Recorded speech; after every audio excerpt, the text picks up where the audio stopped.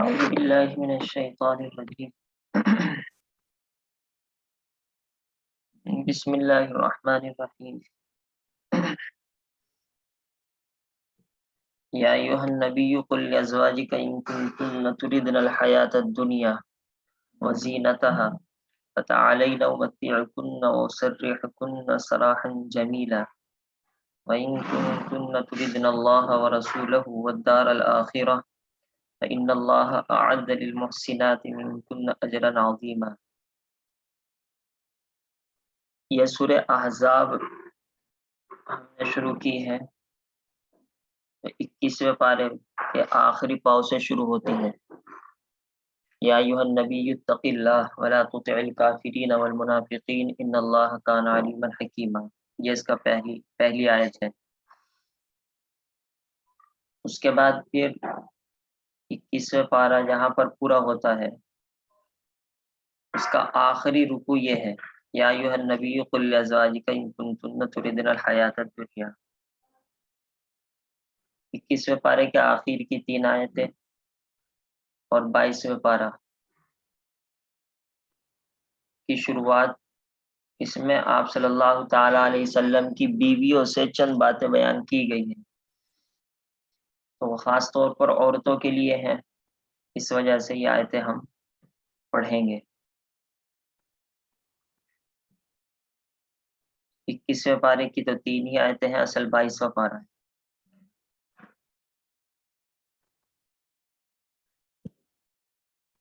یا ایھا النبی، اے نبی، قل آپ کہیے، لازواجک اپنی بیویوں سے، ان کنتن اگر تم تردنا ارادہ چاہتی ہو، الحیات زندگی کو، الدنیا دنیا کی، وزینتہا اور دنیا کی رونق چاہتی ہو، باغ و بہار، تعالین تو آؤ، امتعکن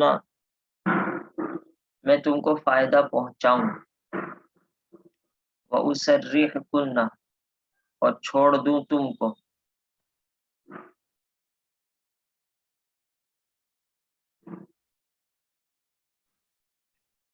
سراحن جمیلا چھوڑنا خوبصورت، اچھے طریقے سے چھوڑ دوں.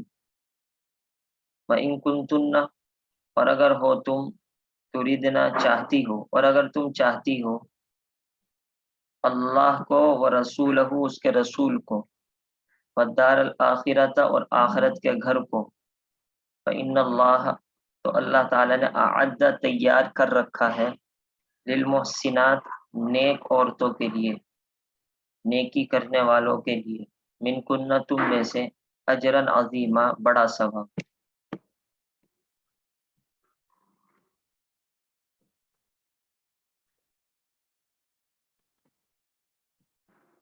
یہ آیت کس موقع پر نازل ہوئی، اس کا شان نزول پہلے پڑھ لیجئے، اس کے بعد ہی ان آیتوں کا مطلب اچھی طریقے سے سمجھ میں آ پائے گا. ہوا یہ کہ پہلا خلاصہ مجھ سے سن لیجئے. جیسا آپ نے ابھی پڑھا تھا 18ویں پارے میں کہ غزوہ خندق 5 ہجری میں ہوا، تو اللہ تعالیٰ نے مسلمانوں کی مدد فرمائی اور خندق کھودنے کے ذریعے سے مشرکین بھاگ گئے. مشرکین آئے تھے، تھوڑی بہت لڑائی بھی ہوئی، لیکن اللہ تعالیٰ نے ایک رات کو اتنی تیز ہوا چلائی کہ ان کے خیمے اڑ گئے اور سب ان پر آندھی اور طوفان مسلط ہو گیا، جس کی وجہ سے مشرکین بھاگ گئے. تو یہ مسلمانوں کی بہت بڑی کامیابی ہوئی کہ سب مل کر آئے تھے اور اس کے بعد سب رسوا ہو کر چلے گئے. اس کے بعد مدینے کے اندر رہا کرتے تھے 2 قبیلے یہودیوں کے، ایک تھا بنو قریظہ، ایک تھا بنو نذیر، ایک تھا بنو قریظہ. یہ یہودی تھے، انہوں نے بھی مشرکین کا ساتھ دیا تھا، حالانکہ ان سے یہ وعدہ ہوا تھا کہ آپ مشرکین کا ساتھ نہیں دیں گے، ہم تم کو کچھ نہیں کہیں گے، لیکن انہوں نے غزوہ خندق میں مشرکین کا ساتھ دیا، تو اس وجہ سے اللہ تعالیٰ نے حکم دیا کہ ان سے بھی اب جنگ کی جائے، کیونکہ انہوں نے اپنا عہد توڑ دیا۔ چنانچہ آپ صلی اللہ تعالیٰ علیہ وسلم نے صحابہ کے ساتھ مل کر ان یہودیوں سے بھی جنگ کی۔ بنو نذیر یہ جو مدینہ کا قبیلہ تھا، مدینہ کے پاس ایک سمجھ لیجیے محلہ سمجھ لیجیے، اس میں بہت ہی زیادہ کھجوروں کے باغ تھے۔ آج کے دور میں کہہ لیجیے اربوں خربوں پیسوں کے باغ تھے کھجوروں کے۔ تو یہ سب بھاگ گئے، ان کو سب کو مدینے سے نکال دیا گیا، اور یہ سارے باغ آپ صلی اللہ تعالیٰ علیہ وسلم اور صحابہ کے قبضے میں آ گئے۔ تو اس طریقے سے صحابہ اس 5 ہجری کے اندر اتنے امیر ہو گئے، یعنی جس جس کو باغ ملا، اس سے پہلے کوئی صحابی اتنا امیر نہیں ہوا کہ ایک ایک آدمی کے پاس کروڑوں کروڑوں روپے کا باغ آج آ گیا حصے میں۔ تو اس طرف آپ صلی اللہ تعالیٰ علیہ وسلم کے حصے میں بھی باغ آئے بہت سارے۔ تو اب آپ صلی اللہ تعالیٰ علیہ وسلم کی بیویاں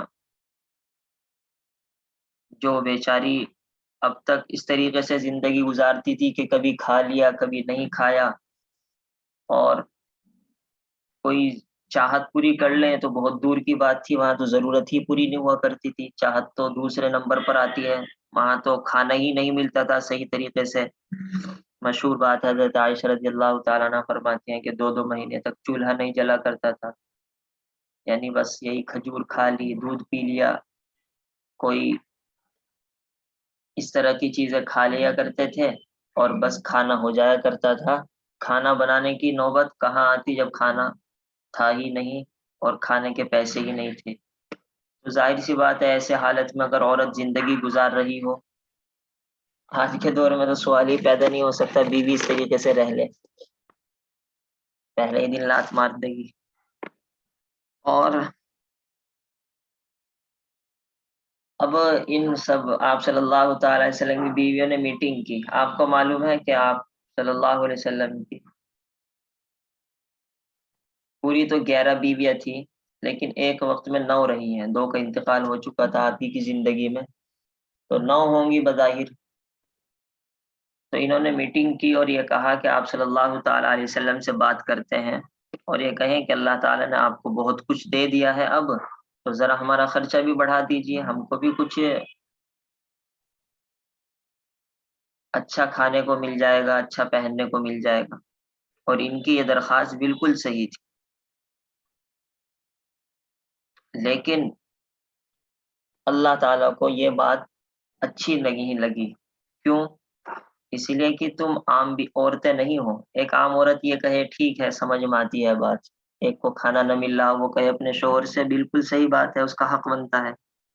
لیکن آپ صلی اللہ تعالیٰ علیہ وسلم کی بیویاں، یعنی دنیا کے اندر جو سب سے بڑی شخصیت ہو سکتی ہے، اس کے گھر میں تم آئی ہو اور پھر دنیا مانگتی ہو، یہ اللہ تعالیٰ کو بہت بری سی بات لگی، اور یہ آیت نازل فرمائی۔ آپ ان آیتوں کو پڑھ کر اندازہ کریں گے کہ اللہ تعالیٰ نے کیسے گفتگو فرمائی اور نبی کے ذریعے سے کہلوایا، خود نہیں کہا کہ نبی آپ جا کر کہیے کہ اگر دنیا چاہیے تو ٹھیک ہے، دنیا ہم آپ کو دے دیں گے، تم کو بھی کروڑوں اور اربوں کے مالک بنا دیا جائے گا، لیکن پھر نبی کے ساتھ نہیں رہ پاؤ گی، نبی آپ کو طلاق دے دیں گے اور آپ اپنے گھر جا کر جاؤ دنیا لوٹو بس۔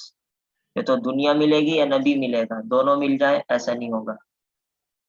اور اگر یہ چاہتی ہو کہ نبی کے ساتھ نبی کی بیوی بن کر رہیں اور جنت میں بھی نبی کی بیوی بن کر رہیں اور تمام ایمان والوں کی مائیں بن کر رہیں، تو دیکھو پھر اسی طریقے سے رہو جس طریقے سے اللہ تعالیٰ رکھتے ہیں۔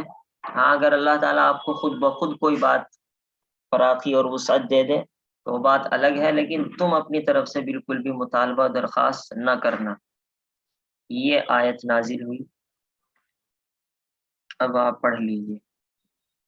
غزوہ خندق کے بعد غزوہ بنو نذیر اور بنو قریظہ، یہ اصل میں دونوں یہودیوں کے قبیلے ہیں، ان دونوں سے لڑائی ہوئی، اسی کا نام غزوہ بنو نذیر ہو گیا اور اس کا نام غزوہ بنو قریظہ ہو گیا۔ کہ فتوحات پر مال غنیمت، فتوحات یعنی ان کو کامیابی حاصل کرنے پر مال غنیمت، غنیمت اسی مال کو کہتے ہیں جو جہاد اور جنگ کے اندر کافروں سے، یہودیوں سے، عیسائیوں سے حاصل ہوتا ہے۔ مال غنیمت خوب حصے میں آیا، جس سے مسلمانوں میں خوشحالی اور فراخی آ گئی۔ اس وقت ازواج مطہرات، ازواج بیویاں مطہرات پاکیزہ، یعنی آپ صلی اللہ تعالیٰ علیہ وسلم کی پاکیزہ بیویوں کو خیال ہوا کہ نبی کریم صلی اللہ تعالیٰ علیہ وسلم کو بھی مال غنیمت ملا ہے، لہذا سب نے جمع ہو کر آپ سے اپنے اخراجات خرچے میں فراخی اور وسعت کا مطالبہ کیا، وسعت کشادگی، گنجائش۔ اس سے رسول اللہ صلی اللہ علیہ وسلم کو بے حد رنج و غم ہوا کہ نبی کی بیویاں ہوتے ہوئے دنیاوی فراخی اور خوشحالی کی خواہش مند ہیں۔ ہاں، یہ بات میں نے تھوڑی آگے پیچھے ہو گئی کہ آپ صلی اللہ تعالیٰ علیہ وسلم ہی کو یہ بات بری لگی اور آپ نے قسم کھا لی کہ 1 مہینے تک کسی بیوی سے تعلق نہیں کروں گا، اور آپ ایک کمرے میں جا کر، اوپر کے حصے میں جا کر، ٹانڈ کہہ لیجیے، ایک ٹانڈ سا بنا ہوا تھا، وہاں جا کر تشریف فرما ہو گئے اور سب بیویوں سے تعلق ختم کر لیا۔ لہذا آپ ان سے کنارہ کش ہو گئے اور قسم کھا لی کہ 1 ماہ تک کسی کے پاس نہیں جاؤں گا۔ یہ واقعہ پیش آنے پر یہ آیت یا ایھا النبی قل لازواجک ان کنتن تردن الحیات الدنیا نازل ہوئی، لیکن یہ 1 مہینے کے بعد نازل ہوئی تھی۔ 1 مہینہ آپ صلی اللہ تعالیٰ علیہ وسلم اسی حالت میں رہے تاکہ بیویوں کو اچھی طریقے سے سمجھ میں آ جائے کہ ہم نے کتنے بڑی غلطی کی ہے، اس اعتبار سے کہ نبی کی بیوی ہو کر، نبی کی بیوی بننا کوئی، یہ سمجھیے اس سے بڑی دولت تو کوئی دنیا میں اور آخرت میں ہو ہی نہیں سکتی، اور نبی کی بیوی، اس کے بعد سید الانبیاء خاتم الرسول صلی اللہ تعالیٰ علیہ وسلم کی بیویاں، تو اس کے بعد عورت کے لیے کوئی اور چیز کا مطالبہ یہ ناممکن سی بات ہے۔ 1 مہینے تک آپ جدا رہے سب سے، ایک طرح بہت ہی زیادہ مدینہ کے اندر بہت طوفان برپا ہو گیا تھا، پورا واقعہ مسلم شریف میں ہے یہ، اگر اللہ تعالیٰ نے توفیق دی تو ہم پڑھیں گے اس کو پورا، کہیں سے نکالوں گا اردو میں، عربی میں نکالنا تو آسان ہوتا ہے، کہیں نہ کہیں مل ہی جاتا ہے، اردو میں لکھا ہوا کہاں دیکھنا پڑے گا۔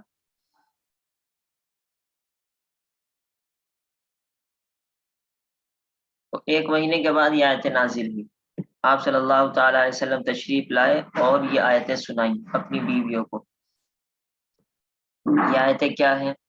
جس میں فرمایا گیا ہے، اے نبی صلی اللہ علیہ وسلم اپنے بیویوں سے فرما دیجئے، اگر تم دنیا میں زندگی کے عیش و آرام اور زیب و زینت کی خواہش مند ہو، زیب و زینت وہی دنیا کی رونق، باغ و بہار، ڈیزائن، آج کے دور میں کہہ لیجیے فیشن، تو پھر تمہارا میرے ساتھ نباہ نہیں ہو سکتا۔ دنیا کی خواہش مند عورت اور نبی کی بیوی بنے، نہ، اگر تم چاہو تو میں تمہیں کچھ سامان دے کر خوبصورتی سے اپنے سے علیحدہ کر دوں گا، یعنی طلاق دے کر آزاد کر دوں گا، طلاق دے دوں گا لیکن پیسے بھی دوں گا تاکہ تمہارا خرچہ پورا ہو جائے۔ اور ایک مسئلہ شریعت میں یہ ہے کہ اگر کسی کو طلاق دی جائے تو اس کو ایک نیا سونپ دیا جائے۔ اب دیکھیے طلاق دینے کا بھی شریعت نے کتنا بہترین اصول بنایا ہے کہ عدت میں جتنا خرچہ اس پر لگے گا سارا خرچہ شوہر اس کو دے اور ایک نیا سوٹ بہترین دے تاکہ اس کا دل خوش ہو جائے۔ اور طلاق کے وقت بیوی کو جو جوڑا دینا مستحب ہے وہ بھی میں تم کو دوں گا اور عدت کا خرچ بھی دوں گا، یعنی ایسا نہیں ہے کہ زبردستی گھر سے باہر نکال کر پھینک دوں گا، نہیں، عزت کے ساتھ تم کو طلاق دی جائے گی اور دنیا کی تمہاری ساری ضرورتیں پوری کی جائے گی، لیکن آپ نبی کی بیوی بن کر نہیں رہ سکتی۔ اور اگر تم اللہ اور اس کے رسول کی خوشنودی، رضامندی اور خوشی چاہتی ہو، یعنی اس تنگی کی حالت میں نبی کے نکاح میں رہنا چاہتی ہو، تو تمہارے لیے جنت کے اعلیٰ درجات اور آخرت کا عیش و آرام ہے۔ ظاہر سی بات ہے آپ صلی اللہ تعالیٰ علیہ وسلم کے ساتھ بیوی رہیں گی تو اس سے بڑھ کر اور کیا دولت ملے گی ان کو۔ اور اے امہات المؤمنین، امہات مائیں، اے ایمان والوں کی مائیں، تمہیں یہ فخر و شرف بھی نصیب ہوگا. شرف عزت فخر تو سب جانتے ہیں کہ تم سرتاج الانبیاء، انبیاء کے تاج، انبیاء کے سر کے تاج صلی اللہ علیہ وسلم کے ساتھ جنت کے اعلیٰ مقام میں رہو گی. اور اگر دنیاوی عیش و آرام چاہ کر آپ کے نکاح میں نہ رہنا چاہو تو پھر عام مسلمان عورتوں کی طرح جنت میں رہنا ہوگا. جنت میں تو تب بھی جائیں گی. آپ صلی اللہ تعالی علیہ وسلم کی بیوی ظاہر سی بات ہے نیک تھی، خدا نخواست اگر طلاق ہو جاتی تب بھی نیک ہی رہتی، لیکن وہ اعزاز حاصل نہ ہو پاتا. بخاری شریف میں حضرت عائشہ صدیقہ رضی اللہ تعالی عنہا سے مروی ہے یعنی یہ نقل کرتی ہیں یہ واقعہ جو آگے آ رہا ہے کہ جب یہ آیات نازل ہوئی، یہ 2 آیتیں ہیں، تو رسول اللہ صلی اللہ علیہ وسلم سب سے پہلے مجھ سے فرمایا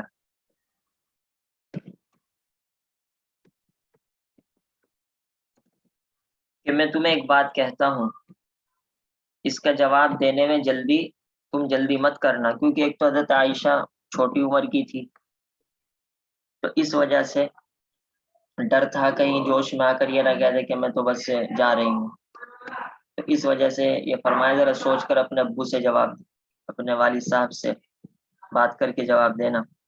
اس کا جواب دینے میں تم جلدی مت کرنا بلکہ اپنے والدین سے مشورہ کر کے جواب دینا. اور پھر یہ آیت نازل ہوئی کہ اللہ تعالیٰ نے یہ فرمایا جس کا خلاصہ یہ ہے کہ اگر دیکھو میرے ساتھ رہنا چاہتی ہو تو اسی طریقے سے رہنا ہوگا، تنگی کے ساتھ، فقیری کے ساتھ. اور اگر دنیا کا عیش چاہیے، باغ چاہیے، پیسے چاہیے تو ٹھیک ہے میں تم کو چھوڑ دیتا ہوں اور پیسے بہت مل جائیں گے تم کو، لیکن تم میرے ساتھ نہیں رہ پاؤ گی. یہ آیت سن کر میں نے عرض کیا، یعنی حضرت عائشہ کہتی ہیں کہ میں اس معاملے میں اپنے والدین سے مشورہ لوں؟ یعنی اللہ کے نبی آپ کیسی بات کر رہے ہیں، نبی کو چھوڑوں یا نہ چھوڑوں اس میں مشورہ لوں؟ یہ مشورہ لینے کی بات ہے؟ ایسا ہو ہی نہیں سکتا کہ ہم آپ کو چھوڑ دیں، مریں گے، جئیں گے، بھوکے رہیں گے، لیکن نبی کو چھوڑ دیں؟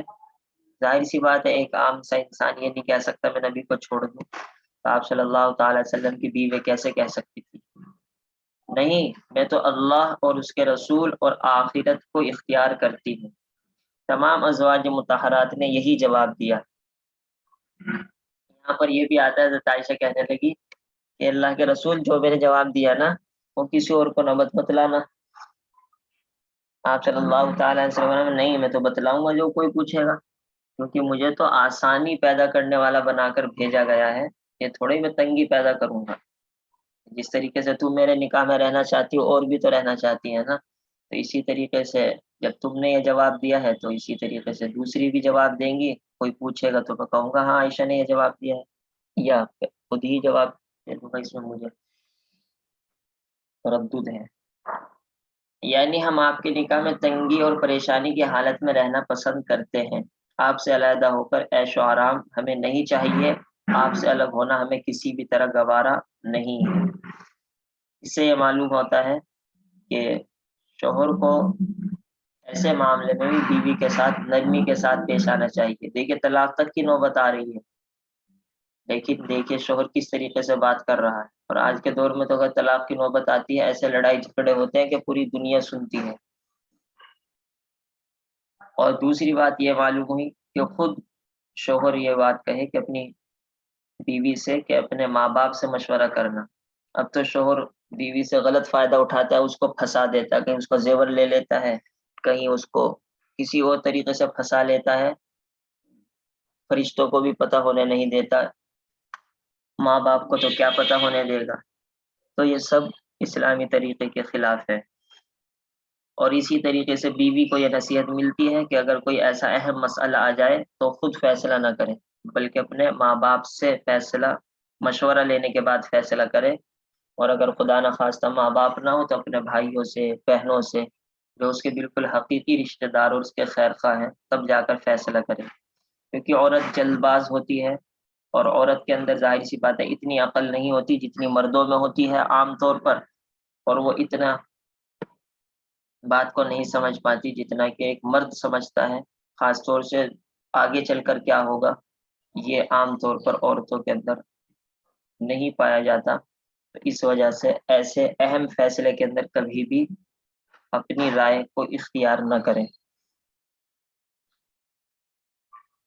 اس سے پہلی آیت میں یہ ذکر تھا. اچھا یہ تو 2 آیتیں ہو چکی. اب آپ ترجمہ دیکھ لیجئے، پھر اس سے جو نصیحت ملی ہے وہ پڑھیں گے.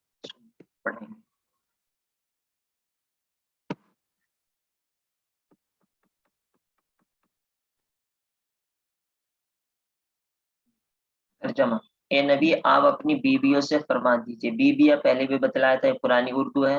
آج کے دور میں بیویوں سے فرما دیجئے کہ اگر تم دنیاوی زندگی کا عیش اور اس کی بہار چاہتی ہو تو آؤ میں تم کو کچھ مال و متاع دے دوں. ایک سوال تو یہاں پر یہ پیدا ہوتا ہے کہ آپ صلی اللہ تعالی علیہ وسلم کی بیویوں نے یہ کیوں مطالبہ کیا جب یہ ٹھیک نہیں تھا؟ یہ تو نعوذ باللہ ایک طرح کی غلطی کی انہوں نے. تو اس کا جواب یہ ہے کہ جب تک کہ اللہ اور اس کے رسول نے یہ مسئلہ بتلایا نہیں تو آپ صلی اللہ تعالی علیہ وسلم کی بیوی کو پتہ ہی نہیں تھا. نہ تو اللہ نے بتلایا تھا کہ تمہارے لیے اس طرح پیسے مانگنا کی اجازت نہیں ہے، نہ اللہ کے رسول نے بتلایا تھا. لیکن انہوں نے اپنے ذہن سے سوچا کہ جس طرح ایک بیوی کو اپنے شوہر سے مانگنے کا حق رہتا ہے، ہم بھی بیویاں ہیں اور نبی ہمارے شوہر ہیں تو ہمیں بھی حق ہے مانگنے کا. تو اپنے ذہن سے انہوں نے سوچ کر یہ فیصلہ کیا، لیکن غلط کیا. کیونکہ اس طرح سے تو انہوں نے صحیح کیا کہ ایک بیوی اپنے شوہر سے حق مانگ سکتی ہے، لیکن دوسری طرف ان کی نظر اچھی طریقے سے نہیں جا پائی کہ ہمارا دنیا کے اندر کتنا بڑا آخرت اور دین کے اعتبار سے ہمارا اتنا بڑا مقام ہے، تو اس کا ہمارا دنیا سے کوئی جوڑ نہیں ہونا چاہیے. اور یہ چوک جو ہوئی، اسی چوک پر اللہ تعالیٰ کے رسول بھی ناراض ہوئے اور اللہ تعالیٰ بھی ناراض ہوئے، جس کی وجہ سے آیت آئی. لیکن جہاں ہلکا سا اشارہ ملا کہ نہیں اللہ اور اللہ کے رسول یہ چاہتا ہے کہ دنیا کی طرف بالکل بھی تم رغبت نہ کرو، تو ایک دم سب بیویوں نے ایک ہی سیکنڈ کے اندر یہ کہا کہ سوال ہی پیدا نہیں ہوتا، ہم دنیا چاہیں اور ہم اللہ کے رسول کو چھوڑ دیں. تو یہ دونوں باتیں اپنی جگہ فٹ بیٹھ گئی.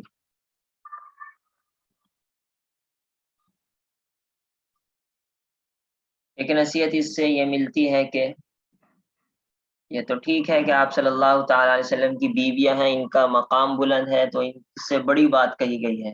ایک عام عورت کے لیے یہ نہیں کہا جائے گا. ایک عام عورت اگر اپنے شوہر سے کہے تو اس کے لیے کوئی فتویٰ نہیں دیا جائے گا، اس کو کوئی مسئلہ نہیں کو کہا جائے گا کہ تو ناجائز کام کر رہی ہے، اور شوہر کو اجازت بھی نہیں ہوگی کہ اس کو طلاق دے دے. یہ مسئلہ بالکل الگ تھا، عام مردوں کے لیے، عام عورتوں کے لیے مسئلہ نہیں ہے. لیکن اس سے اشارہ ضرور ملتا ہے کہ نیک عورت کو دنیا کی طرف توجہ نہ ہونی چاہیے، خاص طور پر اگر اس کا شوہر دینی اعتبار سے ایک مقام رکھتا ہے. مثال کے طور پر عالم ہے اور نیک ہے، عالم بھی ہو نیک بھی ہو، یہ ایک اہم بات ہوتی ہے. بلکہ اگر خدا نخواستہ عالم نہ ہو نیک ہو وہ ٹھیک ہے.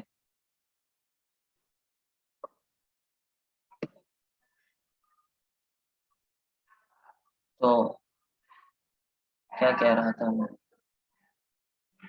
ایسے موقع پر عورت کی بیوی کی ذمہ داری اور زیادہ بن جاتی ہے کہ وہ اب دوسرے سے کسی نہ کسی درجے میں امتیاز، الگ پوزیشن رکھتی ہے، تو اب دنیا سے وہ اور زیادہ الگ رہے. جس طریقے سے آپ صلی اللہ تعالی علیہ وسلم کی بیویوں کو اتنی بڑی بات کہی گئی، اس طریقے سے بڑے بزرگوں کی بیویاں اور بڑے علماء کی بیویاں، ان کو اس کا خیال رکھنا چاہیے. بلکہ ہر بیوی اس کا خیال اگر رکھے گی تو یقیناً اس کا فائدہ ہی ہوگا. کیونکہ اگرچہ وہ عام درجے کی عورت ہے لیکن عمل کر رہی ہے بہت اعلیٰ درجے کی چیز پر، تو اللہ تعالیٰ خوش ہوں گے ناراض ہوں گے؟ ظاہر سی بات اللہ تعالیٰ تو خوش ہوں گے کہ ہے تو عام درجے کی لڑکی، عام درجے کی عورت، اور اس درجے پر عمل کر رہی ہے جو نبیوں کی بیویوں کا ہوتا ہے، تو یقین اللہ تعالیٰ خوش ہوں گے. تو خلاصہ یہی کہ دنیا کی طرف توجہ نہ ہونی چاہیے، اس کا خلاصہ یہ نکلتا ہے. چھوٹی چھوٹی باتوں پر لڑائی جھگڑے کہ نیا سوٹ نہیں بنا، اس پر لڑائی جھگڑے، زیور نہیں بنا، اس پر لڑائی جھگڑے، میرے رشتہ داروں کو یہ نہ دیا گیا، اس پر لڑائی جھگڑے، میرے رشتہ داروں کی دعوت نہیں ہوئی، اس پر لڑائی جھگڑے، اور پتہ نہیں کیا کیا ہوتا ہے، ہمیں تو پتہ بھی نہیں. آپ کو معلوم ہوگا اچھی طریقے سے، اور جس کو لڑنا ہوگا اس کو اچھی طریقے سے معلوم ہوگا کیا کہ کس کس بنیادوں پر لڑنا ہے. تو خیر، دنیا کی بنیاد پر یہ سب شوہر کو ناراض کرنا بے وقوفی ہے۔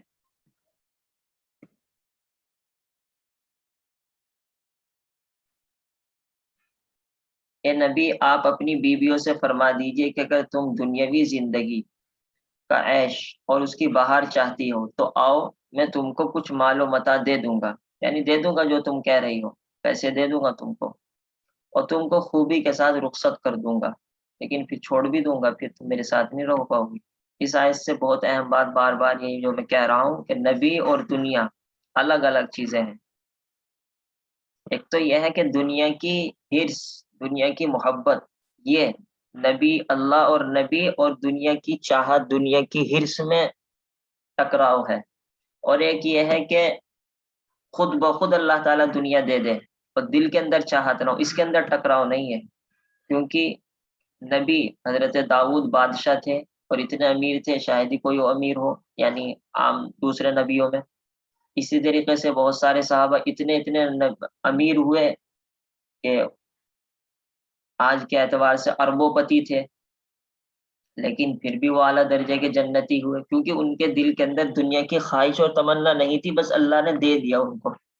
تو یہ دو چیزیں الگ الگ ہیں، یہ سمجھنے کی ضرورت ہے، ورنہ آپ کو اگر یہ باتیں بتلائی جاتی تو آپ ایک دم کہتے کہ جی فلاں عالم کے پاس تو اتنا پیسہ ہے، فلاں عالم کے پاس تو اتنا پیسہ ہے۔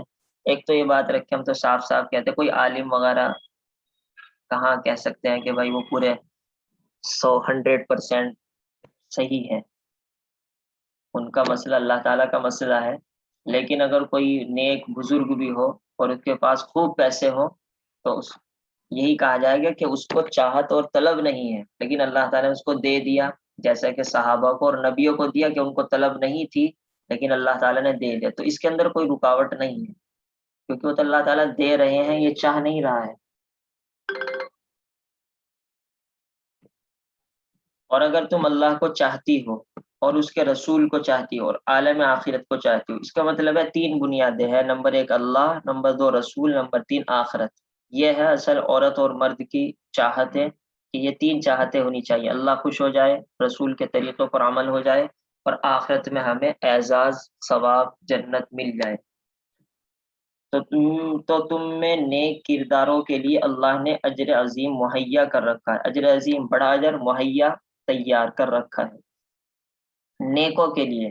یہ اس طرح اشارہ ہے کہ ٹھیک ہے تم نبی کی بیویاں ہو، لیکن نبی کی بیویاں بھی تبھی اللہ تعالیٰ کے یہاں درجے پائے گی جبکہ نیک ہوگی۔